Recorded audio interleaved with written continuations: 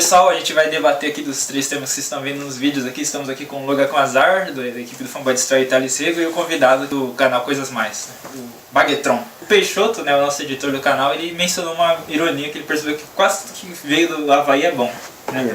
Ele falou, por exemplo, Pokémon novo, né, a nova geração do Pokémon vai se passar no Havaí. A gente teve a série de TV do Havaí 5.0 e tem uma das trilhas mais legais de música que eu já conheci, assim, né? A musiquinha é genial, não sei se você falar assim, então só uma perguntaria de novo. Ele é Stitch. Ele é da hora pra caramba. Ele é Stitch muito bom. E tem aquela empresa de jogos, né, que assinou o contrato no Havaí, mas é japonesa. SEGA? A SEGA, isso? Não vi isso. A SEGA surgiu como uma empresa americana, mas aí os japoneses assumiram o controle da empresa. E era do Havaí mesmo. Aí eles transferiram a sede pro Japão. Também vem do Havaí é bom, meu. O Renluzi também vem do Havaí? Falar uma coisa, o que vem no E o Havaí Tchan também tem vem do o Havaí também traz coisas ruins, vídeo Street Fighter live action. O Honda é do Havaí. Nossa. E o Pearl Harbor, né? Pearl Harbor. Se bem que tem gente que gosta do Pearl Harbor, mas eu... Bom, o Japão não tem muita fama boa com o Pearl Harbor não, né? Mas é uma você é descendente japonês, né? Eu entendi. Então é uma curiosidade, né, que o Havaí ele traz umas coisas muito loucas, né? Mó loucura o Honda havaiano, cara. Mas aí o que foi ruim foi a adaptação, né? Transformar ele em havaiano. Aliás, em Havaí, até os chinelos também, mas... O Rango mesmo, a camisa havaiana direto, né? E tem a boneca de Ula, que é a ali. O vô do Ben 10 também usa camisa havaiana. A diferença entre a camisa havaiana, que a camisa havaiana tem as florzinhas? Sim, é. Qualquer coisa com florzinha assim é uma camiseta havaiana. É estereótipo de turista, cara, principalmente americano. E aliás tem um monte de personagem que usa camiseta havaiana. Sim. Desse também tem a guitarra havaiana. O Roku também tem uma camiseta Havaiana. É que ele é um turista mesmo. É. Ele é literalmente um turista. Ele é australiano. Gente, nem quando eu sou turista eu uso camiseta havaiana. A guitarra havaiana. Outra coisa... Agora que eu já deixei a câmera aqui no... Outro tópico que a gente sempre fica querendo fazer o vídeo e acaba não fazendo, eu acho que é legal fazer, foi o dos filmes 2, né, que superam um, porque é outra coisa que a gente sacou assim, porque os filmes 2 eles tendem a ser os piores das franquias, se não tão bons quanto, né? Podem até ser legal, mas não tão bons quanto. Então é curioso quando acontece do 2 ser o melhor, não é o 3 ou o 4, é o 2, né? O segundo filme que continua aquilo ser melhor, assim, né? Vou começar lembrando de um que eu acho muito legal, que é o Soldado Invernal. Que acho que foi o melhor Capitão América. O 3 é bom, né? Eu gosto do 3, tudo. O primeiro eu não gosto tanto, mas não é ruim também. Mas o Soldado Invernal, sem dúvida, assim, é destoante a qualidade dele em comparação aos outros, né? Até porque o 3 é Vingadores, né? Vingadores 3. Assim, outro filme bom que não teve entre aspas, né? O Capitão América teve o 3. Mas que não teve o 3 foi o Batman. Que o Batman de 89 lá com o Burton foi legal pra caramba, mas... Não sei se foi falha de adaptação ou por quê, porque tinha poucos Coringa, foi difícil morar, ou porque Danny DeVito nasceu pro personagem. Esse é um Oscar, né? Danny DeVito se achou ali no E outro exemplo também de sequência do Batman é o Cavaleiro das Trevas, que eles reinventaram o Coringa a ponto de muita gente acreditar que se tornou a melhor versão do Coringa. Ainda há um pouco de divisão dos fãs, mas... ele deixou uma marca gigantesca na característica dos personagens. E dá pra perceber isso quando as pessoas costumam falar de Batman, costumam fazer muita referência do Cavaleiro das Trevas por causa disso. Catando essa questão do Coringa do Cavaleiro das Trevas, a gente não tem um Coringa original clássico, né? A gente não tem o clássico. Porque o que a gente conhece como Jack Nicholson ali é uma amostra do Coringa clássico, que é o mais popular, o mais conhecido, que é o que geralmente vem na cabeça. Você tem um outro Coringa que consegue ser fantástico dentro daquele filme, ele consegue causar o caos. Muitas vezes em conversas com ele, que ele cita um Coringa original, origem, né? Que é uma questão do não se saber o que ele é. Fica tudo muito incógnito, não dá pra explicar. Ele é um mistério, indecifrável. Que é o que traz esse Coringa do Cavaleiro das Trevas. Um outro filme que a gente pode colocar aqui que ficou muito bom é o Exterminador do Futuro 2. Sim, com certeza. Aham. Ele até hoje é quase um clássico dos melhores filmes, assim. Entre dos que eu assisti da franquia, eu acho que ele é o melhor. Não, da franquia ele é o melhor. Mas Da ele é considerado franquia entre os toda. melhores, assim, de filmes que existem, assim. Eu vi a franquia toda, eu vi o que ele é o melhor. X-Men 2, Homem-Aranha 2. O Império Contra-Ataca, que é o 2. Tem uma galera É o que dois. gosta mais do Império Contra-Ataca. Eu não acho que ele é tão superior assim ao primeiro, mas ele realmente é... Ele entreteu mais, assim. Eu acho que ele contou uma história fechada, mas o 2 ele conseguiu, não sei se é porque tinha mais dinheiro já, as lutas ficaram mais interessantes, né? Tudo. Eu não assisti o episódio 4. Mas se você quiser infelizmente. colocar cronologicamente, obviamente o episódio 2 é melhor que o 1. Acho que qualquer coisa é melhor que o 1. Rogue One, que nem saiu ainda, é melhor que o episódio 1. Né? Os dois batem, mas aconteceu do filme 2 ser melhor, né? Engraçado, sim. Aham. Faz uma boa parte.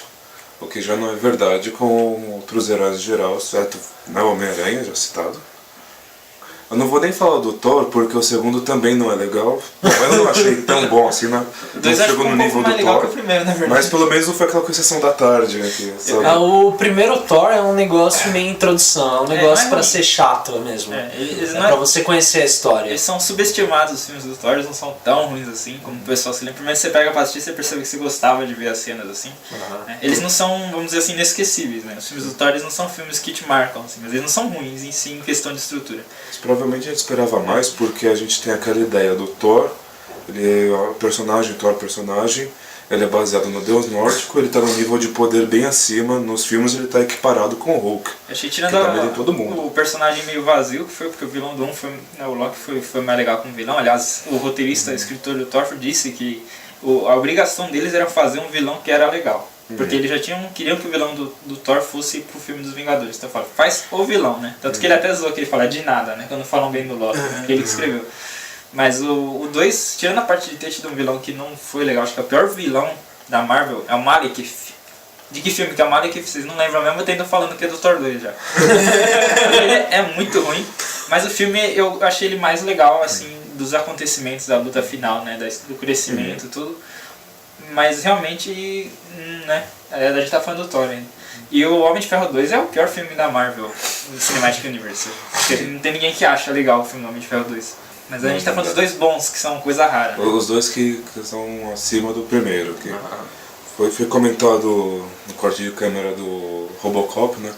Mas eu queria falar dele porque eu acho que tanto o primeiro quanto o segundo eles ficam emparelhados. Sim, era isso que eu ia falar, Não que ele é consigo empate. escolher um melhor, porque ambos têm pontos fortes em coisas diferentes. Eu não assisto Star Wars também, né? Sim, Eles são equivalentes. Sim, O primeiro começa bem a história, o segundo é o que cria um inimigo para o Robocop, porque o Robocop no primeiro filme ele se tornou o topo ali do que... Sim, é uma história de origem, você tem um segundo equiparando um equívoco, achar que ele estava obsoleto, né? Sim. E você tem um filme que se equipara ao primeiro. Mas não tem é inferior, mas também não é melhor. Mas tem um ponto a mais pro Robocop 2 que vocês já falaram e repetiram, e é a minha vez de falar agora, hein? Que ele consegue falar o nome do filme num filme 2 e com o número 2 e fazer sentido. Sim. É incrível isso. Né? Você acha que é fácil falar o nome de um filme dentro do filme? Tenta falar 2 junto com o título no meio do filme e fazer sentido. Mas isso aqui é o Jurassic Park 2. Eles não falaram isso no filme, falaram? O Robocop 2 falou. E a terceira coisa que a gente vive se discutindo, que eu queria falar no vídeo também, era sobre os filmes que dão a impressão que eles não terminaram, assim, praticamente, não que não terminaram, que alguém chegou com a tesoura assim, fez assim, ó, na fita do filme e publicou. Né? Um caso que eu vou falar, e muita gente vai se lembrar, Jogos Vorazes, da franquia Jogos Vorazes, A Esperança Parte 1. Que é um filme que literalmente, pra quem não sabe, é um filme, por mais que seja parte 1, parte 2, parte 3, parte 5, parte 7, ele é uma obra única. Ele foi criado para ser assistido e aproveitado como uma obra única. Não adianta você contar que a pessoa vai ter que ver a parte 2 porque a gente planejou assim. É uma história. Você precisa poder assistir aquilo e se divertir com aquilo e fechar e ir embora pra casa e falar, pô, que bom que eu vi esse filme. E o Jogos Vorazes A Esperança Parte 1, ele só tem a promessa de ter a história. Eles ficam tentando buscar o Peter e tal. A busca pelo Peter não é um conflito conclusivo, não é uma coisa que fechou o filme e falou, nossa, né? Foi algo muito simples, apagou as luzes, entraram, tiraram o Peter e acabou. Tipo, esse é o filme, sabe? Começou a subir os créditos, não sabia o que estava acontecendo. Eu falei, acabou o filme, né? Como acabou o filme? Que eu não vi, assim, chegando no final, assim, eu não percebi. Isso aconteceu mais ou menos com o primeiro Hobbit também. A gente sabe que a trilogia vem de um livro só. Mas os outros 2 filmes eles conseguem transmitir a ideia de ter uma história fechada. Até o primeiro Senhor dos Anéis, por exemplo, o Balrog, ele fecha muito bem. Ele fala, ó, morreu alguém, sabe? Eles chegaram num ponto da história em que as coisas aconteceram, né? Mudou alguma coisa do que tinha no começo. Você cumpre todo o ciclo. Aí o primeiro Hobbit não acontece isso. O primeiro Hobbit eles estão lá na jornada fugindo de York. Fugindo de York e acabou. E o melhor é que a história permitia que tivessem 3 filmes. Você tinha a Floresta Negra lá com as aranhas, que daria um filme fechado só dentro da floresta, um clima diferente do primeiro. Você poderia ter né, focado na floresta, no Smaug, na batalha. E aí eles resolvem meio que esmagar isso tudo nos outros 2 filmes e fazer um filme inteiro sobre uma grande corrida de orcs, assim. O X-Men 3, o final, que aparece que tá tudo legal, tudo divertido. E no final aparece o Magneto. O Magneto, tipo, aí ele estende a mão assim, e aí só tem tipo 1 milímetro que a peça se mexe. E dá a impressão de que os poderes dele estão voltando e tudo mais. E aí acaba o filme abruptamente. Mas isso daí não é finalizado. Aquela pra dar impressão mesmo. É aquela ponta solta pra voltar ao outro filme. Você termina de uma maneira que diz, vai ter um outro filme. Vai ter um outro filme. Mas no caso não é o filme tá incompleto. A história continua. Eu nunca pensei que eu ia interceder pelo Bryan Singer. Não gosto coisa alguma, pouca coisa se salva do trabalho dele, tá anos com os X-Men. Nesse ponto aí, o filme foi encerrado abruptamente sim. E aí ele colocou essas pontinhas a mais pra, sei lá, pra brincar. Não, mas você vê que tem uma resolução. O professor X trocando, não tem resolução, todo mundo morreu. Uma boa resolução. Não foi uma resolução, foi basicamente, ó, o Magneto ainda tá vivo e talvez tenha o poder. Por quê? Porque eu não sabia como encerrar a história, eu matei todo mundo. Noquei o campo aí. Não, você tem uma finalização do X-Men, o confronto final, pra você mostrar que o vilão, ele ainda vai ter, os poderes dele podem voltar.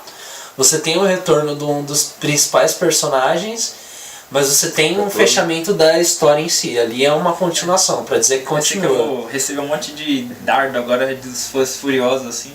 Mas eu acredito que em Star Wars, que tem uma estrutura de soap opera, né? Eles tentam não focar no protagonista, você tem uma novela, assim, várias pessoas acontecendo. Ao mesmo tempo ninguém tá tendo um ponto de vista meio que tá testemunhando a história, né? Senão seria o Obi-Wan a maioria dos protagonistas, mas enfim. O lance é que o episódio 2 e o episódio 3, eles não conseguem passar essa sensação de que aconteceu uma história fechada. Eles contam uma parte que acontecem, né? Existem coisas relevantes que aconteceram naquele meio tempo, mas ao mesmo tempo parece que só foi como se eu tivesse passado num trem assim, olhei o que estava acontecendo e falei, então foi até aí que chegou assim, e fui embora assim, porque nem a luta com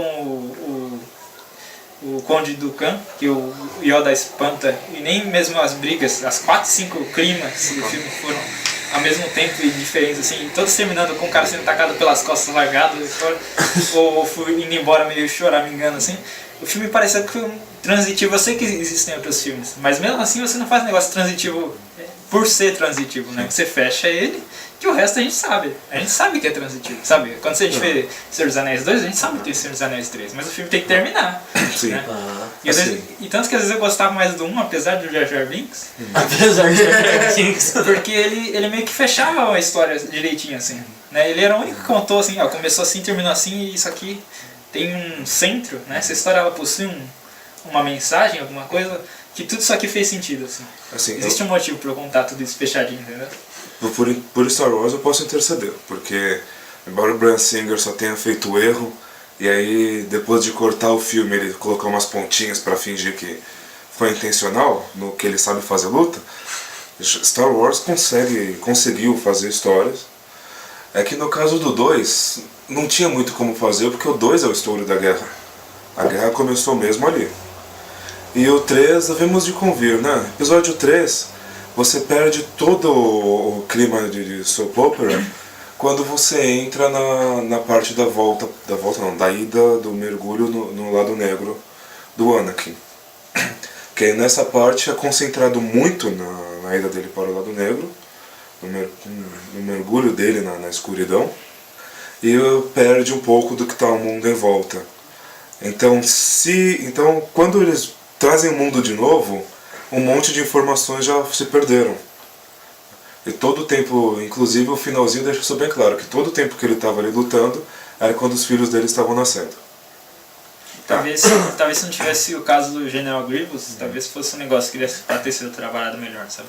Mas você rola um filme de tá acontecendo algumas coisas e de repente, por algum motivo, vamos setar o antes do episódio 4, porque o tempo do filme tá acabando. Aí vamos setar tudo aqui, ó. Nasce as crianças, esse é o Anakin, o Darth Vader tão feliz, ó. É assim que começou o 4. Mas não é assim que parece. Parece que aconteceu em 2 semanas tudo que importava pro Star Wars. Por falar em filme com o tempo acabando, é spoiler já falar de BVS? Pode Tô falar. nem aí. BVS tem um ponto, tanto a versão estendida quanto a original, tem um ponto legal para os fãs, claro. Você só falta ver o nome do arco ali na frente. Porém, quando chegou no final do filme, sei lá o que aconteceu, o pessoal da Warner falou: a gente não vai conseguir vender para todo mundo, tá com 3 horas já, meu. Não dá, que o negócio que dinheiro vale mais do que a arte. O diretor não bateu o pé pela arte e acabou ficando a mesma impressão de pressa. Aí, vamos fazer um arco aí pra finalizar. Mas, mano, não dá, tem que passar toda a moral da história do filme. Vamos terminar isso aí. E dá a impressão de que eles tinham muita pressa pra terminar. Acaba... O filme inteiro é explosivo. Muitos na internet, muitos críticos até disseram que isso é ruim. Eu não vou dizer que é 100% ruim, o problema é que eles não terminaram da maneira explosiva. Ele terminou com a poeirinha ali no canto. Catando a situação que a gente está colocando aqui, esses filmes que tem a cara de que não termina são filmes mais recentes. É um filme onde você já tem um orçamento maior e você já está fazendo com a continuação. A continuação. Já as trilogias. Eles pararam de fazer... Alguns falharam na hora de finalizar o filme. Em nome da continuação. Para dar continuidade ao outro. Isso a gente sabe que não justifica muita coisa. Tem muito filme que... Não, alguma coisa que onde mostra o ponto onde começaram a errar. Trabalharam errado. Você pode ter um negócio que tem a continuação já garantida que faz bem. Seja bom. Um exemplo que eu ia falar é do Kill Bill. Ou a gente pode fazer algo ainda melhor do que o Bill, que é De Volta pro Futuro. De Volta pro Futuro 2 saiu anunciando De Volta pro Futuro 3. O próprio Matrix, né? Você os dois foram gravados e lançados ao mesmo tempo. Eles foram gravados como um filme só, lançaram os dois em 2003. Muita gente achou que ainda era o Reload quando saiu no fim do ano. Pô, Matrix no cinema? A gente viu Matrix no cinema, né? Eu achei muito esquisito ter um filme 2 e um filme 3 no mesmo ano. Caraca. Mas eles foram gravados juntos e você vê que são 2 filmes completamente fechados. Sim. Sabe? Nada impede você inclusive gravar ao mesmo tempo e ainda ter uma história completa. Assim. Matrix é um caso onde você consegue ter uma trilogia fechada bem trabalhada. De Volta para o Futuro ainda na época que tinha um orçamento baixo. Tem aquelas signalizações que você deixa uma ponta solta para um futuro. E eles conseguiram montar uma trilogia bem feita. Já que a gente está falando aqui que nesse mesmo programa tem o dos filmes 2 que superaram o primeiro, menção honrosa Mad Max. Então é isso aí, pessoal. Esses foram tudo que é bom do Havaí e da Austrália, no caso. Os filmes 2 que superaram o original, e a gente também falou dos filmes que não tem essa sensação de não terminar.